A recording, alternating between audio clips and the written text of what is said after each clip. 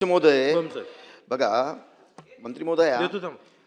प्रश्न हा कोणता आहे की नगर परिषदचे मुख्य अधिकारी यांनी प्रशासकीय काळामध्ये त्यांच्या अनेक नियमबाह्य आणि बाकी सगळ्याच्या सिस्टम केल्या त्या आपण उत्तरामध्ये एक दोन टेंडरच्या प्रक्रिया कशा झाल्या कशा रद्द झाल्या वगैरे वगैरे सर्व तुम्ही ती कहाणी जी काय असेल ती ह्याच्यामध्ये दिलेली आहे. याचिका जनहित याचिका कधीची आहे 2019ची आहे. आत्ताचा जो तुम्ही पूर्ण सांगितला इतिहास हा सगळा 23, 24, 25 आणि 26 पर्यंतचा सांगितला चारीच्या याच्यामध्ये. प्रश्न असा आहे 16.72% जेव्हा तो बिलो गेला तेव्हा त्याचं रेट एनालिसिस त्यांच्याकडनं घेतलं का? नाही घेतलं. 5% बिलोच्या खाली त्याच्याकडनं आपल्याला रेट एनालिसिस घ्यायला लागतं.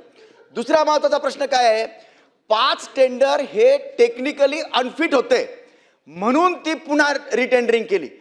एकदा ते टेंडरवाले ह्याच्यातले काही टेंडरवाले पुन्हा आत्ताच्या टेंडरमध्ये आलेले जेव्हा ते एकदा अनफिट झाले मग ते पुन्हा फिट कसे झाले? आणि ह्या मुख्याधिकाऱ्यांनी ह्यांची ती हॅबिट आहे ज्या ज्या ठिकाणी हे काम करतात ते हॅबिच्युअल आहेत ह्या पद्धतीनंच त्यांना कामच करायचे नसतात. माननीय उच्च न्यायालयामध्ये जायची गरजच नव्हती म्हणजे कुणी पण जायची गरज नव्हती. ठीक आहे गेले. आपल्या डिपार्टमेंटकडनं या माननीय उच्च न्यायालयामध्ये काय दाखल झालंय ते ठीक आहे.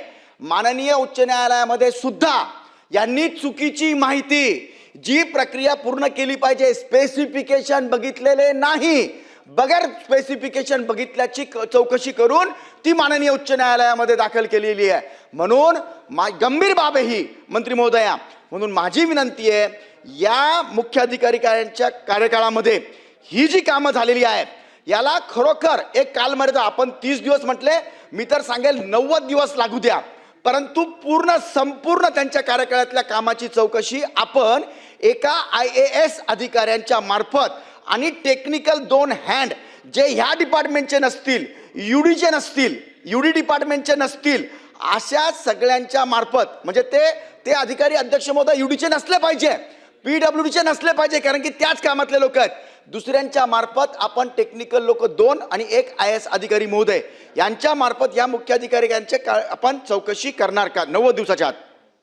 मंत्री अध्यक्ष महोदय मी प्रथमच सांगितलं की खूप सारी प्रकरणं आहेत त्याच्यामध्ये बऱ्याच ठिकाणी आपल्याला अनियमितता पण आढळली त्यामुळेच आपण असं वरच्या सभागृहामध्ये पण आपण हेच दिलं की जिल्हाधिकारी यवतमाळ यांच्याकडनं आपण 30 दिवसामध्ये ह्याची चौकशी करून अहवाल देऊ. ठीक आहे. कार्यालयातून नाही जिल्हाधिकारी महोदयांच्या कार्यालयातून नाही. माझा प्रश्न अध्यक्ष महोदय बघा काय असतं जिल्हाधिकारी कार्यालयातून मग ते कोणीतरी अपॉइंट करून देतात.